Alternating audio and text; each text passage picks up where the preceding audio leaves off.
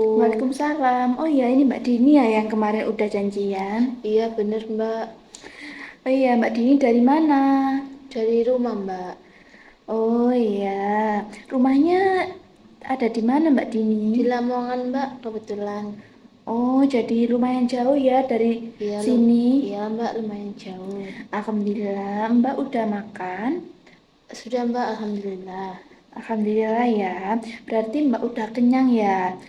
Tadi sempet itu nggak Mbak salah masuk nyasar gitu ke sininya? Iya sempat tadi sih Mbak, karena jalannya belok-belok dan banyak gang juga. Oh iya, emang banyak sih Mbak yang nyasar gitu, masuk gang sebelahnya lurus atau gimana gitu, jadi banyak yang salah. Tapi kata Mbak kan udah saya serpok juga ya. Gimana nih Mbak kabarnya kerjanya? Alhamdulillah lancar sih Mbak, tapi cuma agak pusing sih Mbak, karena banyak job desk yang harus dikerjakan padahal itu bukan job desk saya. Terus kayak pulangnya itu sering telat Mbak, kayak seperti itu. Wah iya, kerja emang seberat itu ya Mbak, apalagi kalau dapat kerjaan yang banyak, bos yang kurang menyenangkan. Oh iya Mbak, mau nanya nih, jadi Mbak Dini udah pernah konseling belum sebelumnya? Belum sih Mbak, sebelumnya belum pernah. Jadi Mbak belum tahu ya tentang konseling itu apa? Belum tahu sih Mbak, tapi sudah pernah tanya ke teman-teman, juga sudah pernah kayak searching-searching di Google seperti itu Mbak. Baguslah Mbak Dini, walaupun belum tahu, udah cari tahu sendiri apa itu konseling. Jadi setidaknya enggak buta apa itu konseling ya Mbak. Jadi Mbak di sini saya mau jelasin ya sedikit. Konseling itu pemberian bantuan antara konselor kepada konseli. Jadi konseli itu ya, itu Mbak Dini itu yang dimana Mbak ini bisa menceritakan permasalahannya yang dialamin. Nanti konselor bisa mengatasi permasalahan dan mencari solusi untuk menyelesaikan permasalahan yang dialami Mbak. Jadi gimana sampai di sini paham Mbak Dini? Iya paham Mbak. Oke, alhamdulillah ya. Jadi konseling ini, oh iya Mbak, jadi konseling ini tuh ada asas-asasnya Mbak Dini. Iya Mbak. Pertama itu ada asas kesukarelaan. Nah, tadi Mbak Dini datang ke sini atas paksaan atau kemauan sendiri? Atas kemauan sendiri sih Mbak. Alhamdulillah, bagus ya Mbak kalau atas kemauan sendiri. Nah, itu yang dinamakan asas kesukarelaan. Jadi kayak gitu ya Mbak, sukarela. Jadi tidak ada yang terpaksa gitu Mbak. Dan terus yang kedua ini ada asas keterbukaan. Nah, jadi asas keterbukaan ini Mbak bisa menceritakan apa aja yang tengah dialamin secara terbuka tanpa adanya yang ditutup-tutupi. Jadi Mbak bisa menceritakan permasalahan Mbak nanti bisa terselesaikan secara maksimal. Jadi gitu. Nah, yang terakhir itu ada asas kerahasiaan. Jadi Mbak nggak usah khawatir apa yang Mbak ceritakan tadi, apa yang Mbak ceritakan nanti, permasalahan Mbak yang ceritakan nanti itu nggak bakal tersebar ke siapa-siapa, cukup kita berdua aja yang tahu. Begitu Mbak, apa Baik sampai Mbak. sini paham Mbak? Iya paham Mbak. Alhamdulillah ya sebelumnya. Oh ya, sebelumnya mau ada batas waktu nggak Mbak konselingnya ini? Iya Mbak, sekitar 20 sampai 30 menit. Oh ya, bolehlah kalau 20 sampai 30 menit. Saya rasa cukup, nanti bisa dilanjutkan hari berikutnya kalau memang tidak cukup waktunya ya, kalau kurang.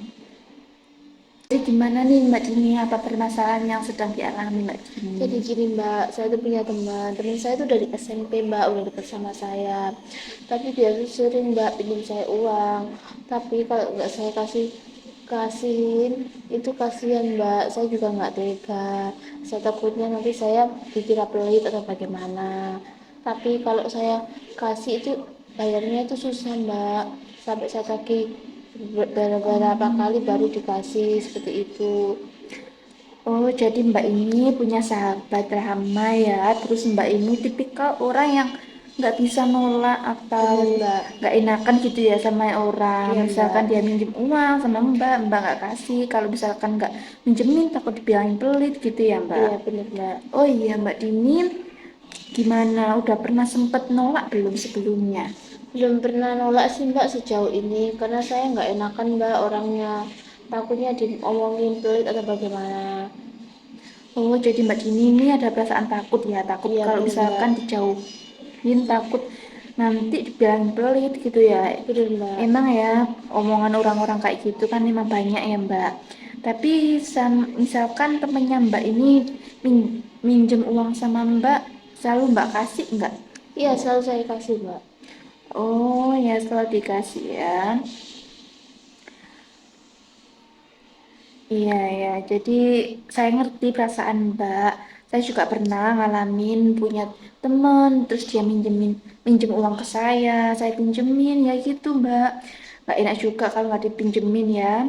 Tapi selama ini Mbak Dini kalau nagih uang ke temennya ini kayak gimana caranya? Biasanya saya WA sih mbak, lewat WhatsApp. Jadi saya WhatsApp itu dia biasanya tuh sering kayak menghindar gitu mbak. Terus dia tuh sering kayak belum ada, bilang belum ada. Terus aku tanya lagi mbak, kapan bisa adanya? Dia bilang kalau gajian aja gimana, kalau setelah gajian seperti itu mbak. Oh, betul Mbak, gitu. Nggak mau kan harus ditagih ya Mbak Iya bener uangnya. mbak. Iya sih Mbak, kan benar. Ya Mbak Dini omongin tadi itu udah benar, itu hak Mbak. Jadi kalau dari segi kita ngomongin agama juga wajib ditagih kan Mbak ya kalau hutang Iya itu. mbak. Dan caranya Mbak Dini udah bener kok. Terus selama ini misalkan Mbak Dini nagih uang yang dipinjam ke temennya gitu, gimana respon temennya kayak gimana? Dia biasanya itu menghindar sih mbak, sampai kadang saya ajakin jalan lain itu dia itu nggak bisa karena belum dibayar itu utangnya tadi mbak, kayak gitu sih. Oh gitu. Jadi terkadang Mbak Dini ini pengen ada gitu rasa pengen nolak tapi di satu sisi lain Mbak juga takut gitu ya. Iya bener mbak.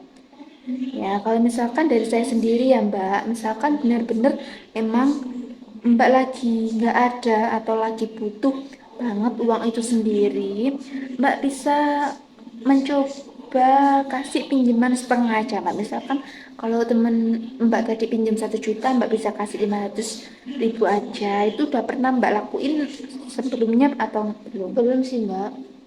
Oh, belum ya.